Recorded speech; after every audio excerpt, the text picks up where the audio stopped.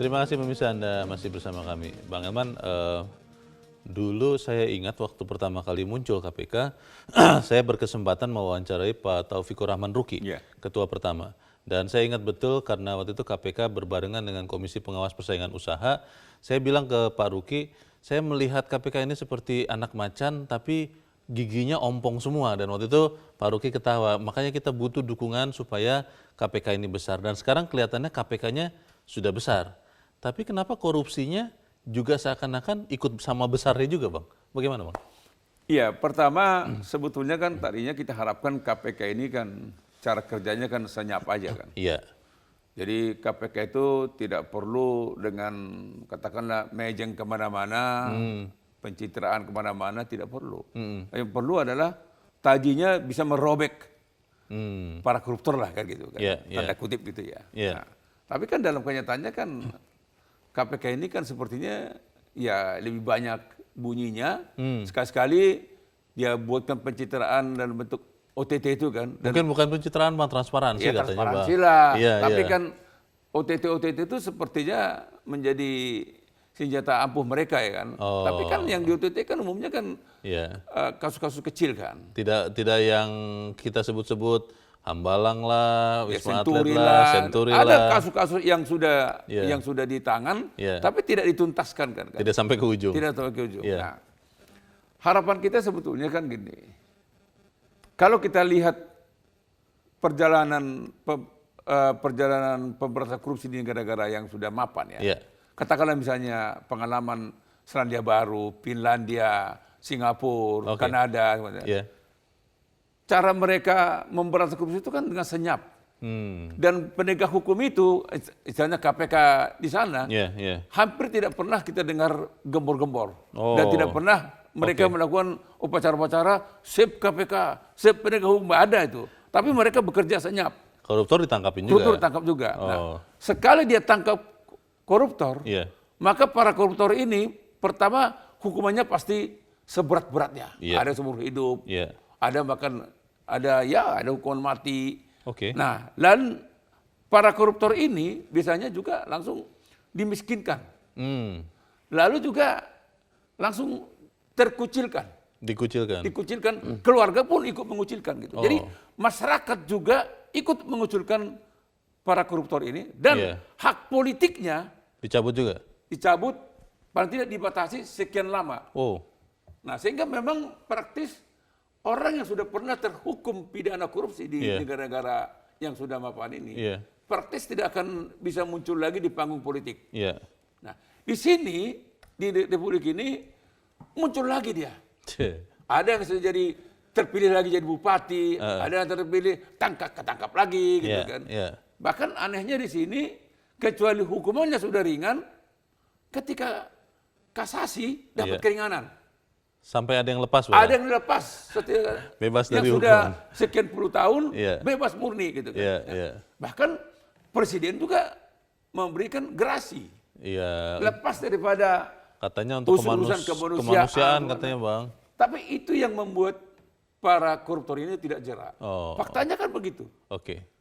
Tidak pernah kita lihat hukuman itu membuat masyarakat Iya. atau pejabat itu Iya. jerak. Oke. Tetap melakukan Korupsi lagi. Bang Elman, kita sebelum melanjutkan kita coba bertanya dulu. Kita sudah tersambung dengan juru bicara Presiden lewat saluran telepon, Fajrul Rahman. Mas Fajrul, selamat pagi. Halo. Kalau dengar Bang Elman ini Ah, luar biasa, Mas Fajrul. suaranya menggelegar dan kita Bang Man, iya. bersemangat. Itu mungkin mewakili juga pemikiran masyarakat. Tapi pertanyaan saya begini, kemarin pada saat Hari Anti Korupsi, kenapa bukan seorang Presiden Joko Widodo yang datang ke gedung KPK? Kenapa yang diutus malah Wakil Presiden dan Pak Jokowi datang ke SMK 57? Ya memang anti korupsi juga temanya, tapi pertanyaannya kenapa, Mas Fajrul? Pertama, kami mengucapkan selamat Hari Anti Korupsi Sedunia. Ya, ya. Nah, kemarin dan hari ini juga mengucapkan selamat Hari Hak Asasi Manusia Internasional. Oke. Jawabannya yang kemarin adalah karena Presiden memang lebih mencanangkan Halo? Halo? Mas Fajrul? Halo. Oke, silakan Mas. Tadi Oke. sinyalnya hilang, ya. Oh iya, ya hilang ya. Oke, baik. Ya. Ada ratusan ribu SD, SMP, SMA di seluruh Indonesia dan Presiden berpikir bahwa bersama semuanya dengan KPK bahwa pencegahan itu menjadi salah satu poin dari upaya pemberantasan korupsi di Indonesia. Oke. Nah, antara pemerintah dengan DPR ini kan sudah melakukan kerjasama ya dalam upaya program pemberantasan korupsi melalui proses pencegahan ini. Jadi kehadiran beliau kemarin itu sebenarnya untuk mengatakan bahwa pencegahan dan penindakan itu menjadi sangat penting. Jadi komitmen ini Mas Fajrul, jadi komitmen Presiden untuk memberantas korupsi tetap sama ya? Tetap sama dan tegas sekali antara pemerintah dengan DPR dengan KPK ini kan bersama berpegang pada strategi nasional pencegahan korupsi. Nah, karena Pak ada Jokowi, pertanyaan begini Mas Fajrul, kenapa koruptor bekas Gubernur Riau Anas Makmun diberikan grasi atau pengurangan hukuman dari Presiden? Kalau alasan kemanusiaan kan banyak sekali yang lain yang juga bisa diberikan alasan itu. Presiden Bagaimana Mas Fajrul? mendapatkan masukan itu pertimbangannya kan dari Mahkamah Agung dan Menko Polhukam waktu itu zamannya Pak Wiranto. Nah dari pertimbangan itu tentu Presiden harus mempertimbangkan apa yang sudah disampaikan oleh Mahkamah Agung dan Menko Polhukam. Ya. Baik, jadi komitmen Presiden, komitmen pemerintah tetap ya untuk memberantas korupsi. Tetap Mas jalan. Fajrul, Jadi terima yang kasih. kemarin itu lebih pada upaya untuk kerjasama KPK dengan pemerintah berdasarkan strategi pencegahan korupsi nasional. Ya. Baik, terima kasih Mas Fajrul Rahman, juru bicara Presiden sudah bergabung bersama kami. Selamat pagi. Kita harus dahulu, Bang Elman dan pemirsa tetap bersama kami. Editorial Media Indonesia segera kembali. Terima kasih pemirsa Anda masih bersama kami. Tadi juru bicara Presiden mengatakan komitmen Presiden tetap, Bang Elman, untuk memberantas korupsi. Bagaimana, Bang? Iya, tapi ketika Presiden memberikan gerasi terhadap koruptor, jujur aja itu sangat mencederai sebetulnya. Meskipun alasannya kemanusiaan. Apapun alasannya, dan mestinya Presiden tidak lakukan itu. Jadi harapan saya gerasi inilah yang pertama dan yang terakhir gitu ya. Ke depan jangan lagi, apapun alasannya. Karena sinyal yang diberikan jadi sangat salah ya. Karena ketika seorang narapidana meninggal ketika menjalankan hukuman itu tidak ada pelanggaran HAM di situ. Jadi karena memang dia dihukum karena dia memang melanggar hukum, kan gitu kan. Jadi kedua juga harapan saya sih ke depan memang pertama KPK ini juga setelah pergantian ini ya, KPK yang akan datang, udahlah senyap aja kerja, nggak usah gembor-gembor, bahkan bila perlu tahun depan tidak perlu merayakan Hari Korupsi Sedunia secara besar-besaran, ya, cukup merayakan itu tiap hari dirayakan, tapi dengan senyap. Perayaannya apa? Tindakan.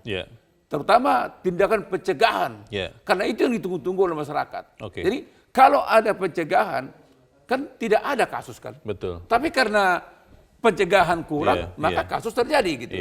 Makanya itu menurut saya pola pikirnya harus dibuat. Pola pikirnya harus dibalik. Jadi pencegahan utama, kalau terpaksa baru tindakan. OTT dan sebagainya terserah. Baik, Bang Elman, kita akan coba dengarkan pendapat dari pemirsa Metro TV. Kita sudah terhubung dengan Pak Edward di Curup, Bengkulu. Pak Edward, selamat pagi Pak. Selamat pagi Bung Leonard, selamat pagi Bung Elman. Selamat pagi, silakan Pak Edward. Judulnya Bangun Sistem Cegah Korupsi. Salah satu OTT itu pencegahan loh Pak Elman. Saya sadar betul, saya bergaul dengan orang-orang birokrasi. Dengan ada OTT ini mereka sangat hati-hati. Cuma yang nekat yang masih mau berani korupsi dengan OTT. Itu salah satu pencegahan yang real. Tapi saya ingin nyampaikan begini. Kita sadar betul bahwa korupsi itu adalah musuh besar bangsa dengan judul extraordinary crime, kejahatan luar biasa. Tetapi tidak semua unsur punya komitmen untuk memberantas korupsi. Bagaimana hukuman korupsi pada akhirnya diberi keringanan yang terjadi akhir-akhir ini. Ini yang mengecewakan. Kalau masalah gerasi, kita masih bisa memberi toleransi. Karena usia sudah 80 tahun. Wajar-wajarlah kan dia sakit-sakitan. Tapi kalau yang pengurangan hukum kayak Idrus Marham, cuma jadi 2 tahun. Padahal dia merencanakan korupsi itu dari penyusunan anggaran. Yeah. Ini yang kacau, yang merusak tatanan kehidupan bangsa Indonesia. Itu yang pertama. Yang kedua, paradok apa yang disampaikan oleh para menteri dengan lenongnya di depan SMA. Ini pengalaman saya. Saya menghadiri rapat suatu komite di SMA di daerah saya. Itu dana dari pemerintah 1,5 miliar. Dipungut dari siswa lagi berjumlah 2,4 miliar. Berarti SMA itu mengelola dana 4 miliar untuk biaya operasional sekolah. Tanpa perencanaan yang matang. Tahu-tahu nanti bangun ini, bangun ini. Saya bilang ini dana kok seolah-olah pemerasan kepada siswa, orang tua siswa. Padahal orang tua siswa belum tentu punya mampu semua yang masuk SMA itu. Jadi 4 miliar satu sekolah mengelola 1 tahun. Bayangkan bagaimana mereka berpoya-poya. Jadi gaung korupsi itu sudah ditanamkan dari SMA. Nah ini bahaya nanti kalau anak-anak SMA aja sudah dengarkan, oh guru kami dulu begini-begini. Mereka akan terjadi. Jadi cegah korupsi itu sebenarnya sudah ada pada setiap strata birokrasi. Ada pengawas ini, ada pengawas ini, ada irjen, ada inspektorat semua. Tetapi tidak tadi cukup mental manusianya.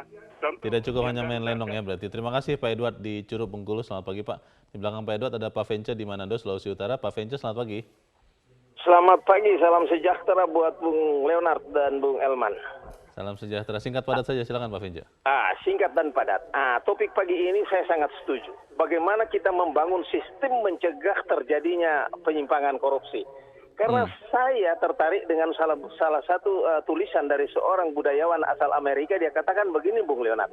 The corruption is dishonesty and illegal behavior by the people of the authority or the power. Artinya bahwa korupsi ini sudah sangat memalukan kalau kita laksanakan karena itu melanggar hukum.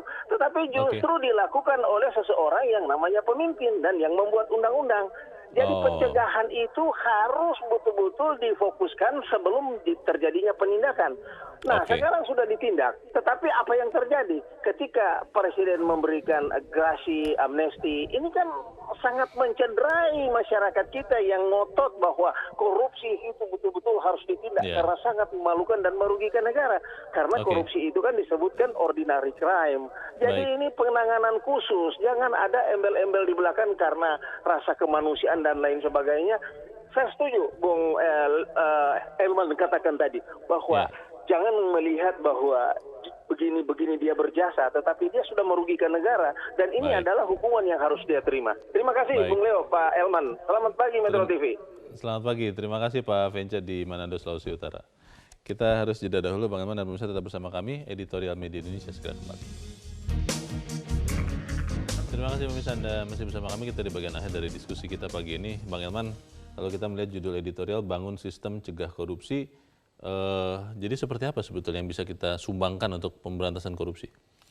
Ya, memang seluruh elemen masyarakat ya pemerintah, ya hakim, ya jaksa, semua harus sama-sama. Jadi kalau saya pelajari di negara-negara yang sudah mapan, katakanlah misalnya seperti Selandia Baru itu, yang nyaris tingkat korupsinya hampir nol gitu, hampir nol itu. Apa yang mereka lakukan, Bang? Ya mereka memang di sana itu masyarakatnya bukan takut lagi dihukum. Itu juga terjadi di Singapura, Finlandia sama Kanada.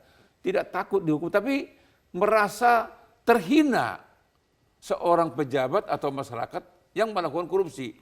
Itulah yang mereka anggap paling terhina di dunia ini, perbuatan korupsi ini. Sudah sampai level budaya gitu ya. Ini yang sudah merasuk kehidupan mereka gitu. Jadi tidak perlu lagi di sana menakut-nakuti. Jadi di sana memang ya pidana korupsi hakim jaksanya memang nyaris tidak kerja gitu. Karena nggak ada lagi orang yang bingung. Karena mereka anggap itu paling terhina. Nah, ini yang harus ditumbuhkan. Nah, kalau saya lihat cara-cara penanganan di Indonesia ini kan,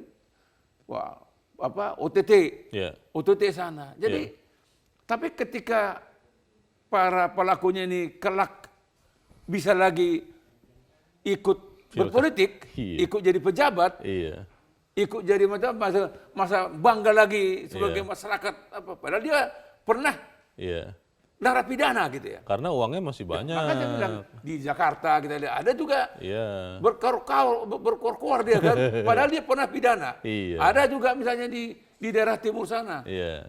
terpilih lagi jadi bupati, bahkan mungkin mau menjadi gubernur lagi kan gitu. Nah, ini maksud saya, masa orang seperti ini masih ditolerir gitu ya. Nah, ini yang harapan saya tadinya undang-undang pilkada ini melarang orang sudah narapidana bekas koruptor korupsi masih ikut pilkada gitu. Tapi ternyata tidak. Ternyata tidak kan.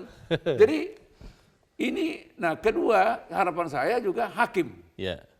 Ketika orang ini sudah didakwa di pengadilan, maka mestinya hakim itu harus memberikan hukuman seberat-beratnya. Hukuman seberat-beratnya, hukum badan, lalu miskinkan, lalu hak politiknya dicabut seumur hidup. Nah itu baru takut betul tuh. Baru takut, setelah takut baru menjadi budaya. Gitu kan. Nah ini nih. Nah, dan terakhir harapan saya juga KPK yang akan datang ya pimpinan Pak Firly ini udahlah, nggak usah terlalu banyak cangkem, tidak banyak bunyi, tidak perlu lagi misalnya kayak ini kan, wah ayo dong keluarkan Perpu. Apa urusannya komisioner KPK mengiba-iba mengeluarkan Perpu? Mereka pelaksana undang-undang. Jadi harapan saya nantinya kalau KPK ini tidak usah banyak bunyi, tapi tindakannya senyap tapi ada gitu. Pertanyaannya singkat aja Bang, bisa tidak itu? Mestinya bisa, asal mau bisa. Asal muncul hakim-hakim seperti Kartijo. Jadi harapan saya muncul lagi Artijo ya. Di Mahkamah Agung, di hakim-hakim, dan KPK-nya juga harus orang yang memang tidak perlu cari pencitraan lagi. Semoga itu bisa tercapai karena sekali lagi ini adalah menentukan nasib anak cucu kita ya. Bang Eman, terima kasih sudah hadir di sini Bang. Selamat pagi. Pemirsa, Indeks Persepsi Korupsi Indonesia memang dalam tren positif, namun pergerakannya tidak secepat yang diharapkan. Komitmen merupakan kunci pertama pemberantasan korupsi. Meski demikian, penguatan kerja KPK dan perbaikan